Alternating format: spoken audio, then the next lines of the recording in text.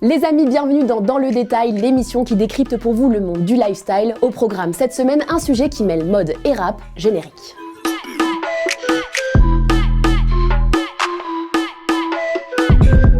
Vous le savez, les frontières entre le monde de la mode et celui du rap se sont clairement affinées ces dernières années. Il n'y a qu'à voir le nombre de rappeurs qui s'investissent aujourd'hui dans le milieu de la mode en lançant notamment leur propre marque de vêtements. Si ce business est devenu monnaie courante, certains y trouvent leur compte depuis de nombreuses années. C'est le cas de Booba qui est l'un, si ce n'est le précurseur de ce mouvement en France. Parfum, marque d'alcool et bien sûr de textile, outre sa carrière musicale, Booba s'est très vite imposé comme un véritable homme d'affaires à la tête de nombreux business. Un empire inauguré il y a 17 ans en 2004 avec le lancement d'Uncut, une marque streetwear estampillé Made in France, imaginé en collaboration avec le styliste new-yorkais Murat Wigen qui travaillait alors pour de nombreuses maisons haute couture. L'idée derrière ce premier label, proposer des pièces très larges, très street, influencées par les codes US, tout en s'inspirant toujours des propres goûts de Booba. Et là est peut-être le secret de la longévité et du succès d'Uncut. Si beaucoup d'artistes créent aujourd'hui leur propre marque de vêtements, très peu y incluent leur propre goût et leur propre personnalité, ce qui crée forcément un manque d'authenticité. De son côté, Booba, lui, voit Uncut et ses marques en général comme une extension de son art, de ses goûts et de sa personne.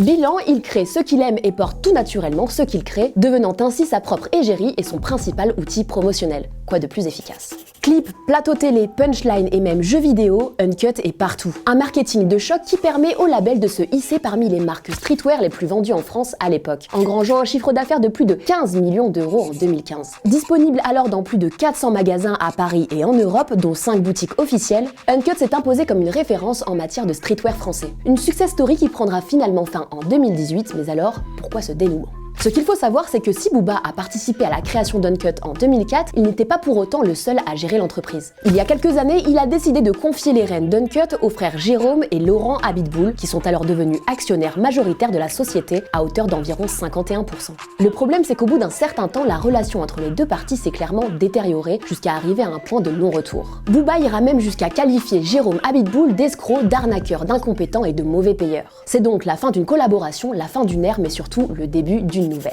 Avant de nous concentrer sur ce nouveau départ, discutons avec Pablo Attal.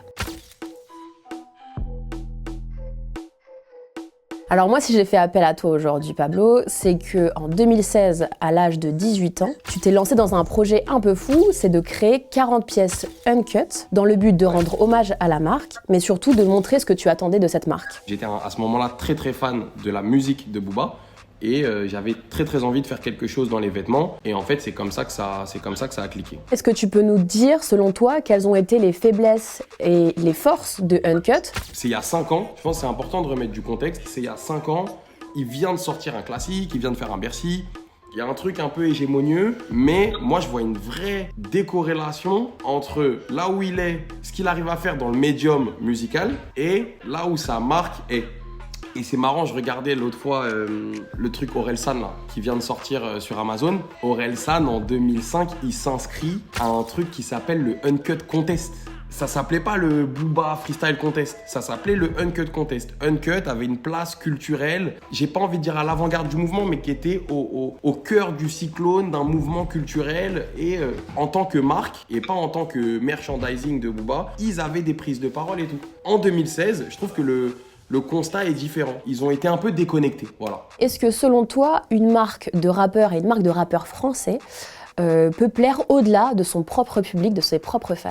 Oui, la réponse est oui. Quand ton logo, quand ton entité, elle existe depuis 15 ans, il y a un des scénarios qui, je pense, fait que ton produit, il existe depuis si longtemps, dans tellement de canaux différents, qu'au bout d'un moment, le produit, avec le temps, il arrive devant les gens par des canaux qui n'ont plus rien à voir en fait avec l'artiste. Et donc ton produit après il se perd de façon bénéfique en fait. Il se perd dans l'imaginaire général et il le décorrèle de ton image. Ce autour de quoi il faut jouer, c'est qu'un artiste il a une base de consommateurs auquel il veut vendre un produit. L'accès à cette base de consommateurs le plus rapide, le plus fort, c'est lui-même. C'est ça qui est tricky, qui est un peu technique. Les artistes, ils veulent faire des produits qui sont décorrélés de leur image, mais ce que leurs consommateurs veulent le plus, c'est des produits à leur image que eux te vendent. Frank Ocean, il a lancé une marque de bijoux. Dans l'organisation, Frank Ocean, il n'a pas lancé sa marque de bijoux. Il a lancé une marque de bijoux. Les métriques de sa réussite, on doit les analyser dans les métriques de la réussite des marques de luxe et pas des marques d'artistes, parce que je pense que c'est là-dedans en fait qu'il va se retrouver. Ambitieux et accro au challenge, Booba a très vite su rebondir après cet épisode Uncut. Il dira même lors d'une interview accordée à Bold Magazine que la marque avait atteint ses limites et qu'il était prêt depuis un certain temps à lancer sa propre marque et porter son propre équipement. Sa positivité l'a conduit à créer en 2018 Disconnected, un nouveau label streetwear imaginé en collaboration avec le designer allemand Tommy. Comme pour Uncut, tiré de l'anglais uncut, qui signifie non censuré, non coupé, Disconnected, pour déconnecter en français, marque l'idée de quelque chose d'authentique et de vrai. Si on peut faire un petit parallèle au niveau des noms, la philosophie et l'esthétique de Disconnected n'a strictement rien à voir avec celle d'Uncut. Faut dire que 14 ans se sont écoulés, Booba a évolué, grandi, il est donc logique qu'il ait envie de proposer une marque en phase avec sa mentalité actuelle. Se déconnecter, aller à l'essentiel, se défaire du superflu, aller au-delà des tendances, voilà le storytelling qui accompagne ce nouveau label décrit comme une invitation à se reconnecter avec soi-même. Un mantra que l'on retrouve d'ailleurs du côté du logo d'inspiration amérindienne. Un aigle perché au-dessus d'un œil, décrit comme une fenêtre vers la nature et donc vers soi-même. Des idées assez spirituelles qui se cristallisent à travers des pièces plutôt sobres, qualitatives et intemporelles. Le tout accompagné d'une conscience écologique avec l'utilisation notamment d'un coton 100% bio. Vous l'avez donc compris, l'univers de Disconnected est léché, les collections, bien que tournées majoritairement vers des basiques, se veulent travaillées, réfléchies et tout simplement mode. Des critères qui attirent aussi bien la curiosité du public que des marques, puisqu'il n'aura pas fallu attendre bien longtemps avant que Disconnected signe sa première collaboration en 2020 avec Double Goose, une référence en matière de streetwear. Un partenariat prestigieux qui ouvre la voie à d'autres alliances, dont notamment une collaboration imminente avec Puma. Affaire à suivre donc de très près. Et voilà les amis pour ce deuxième épisode de Dans le détail. Dites-nous en commentaire quel sujet vous aimeriez aborder dans le prochain épisode. On se retrouve la semaine prochaine pour un épisode de Shop Ça. D'ici là, prenez soin de vous et soyez stylés. Ciao!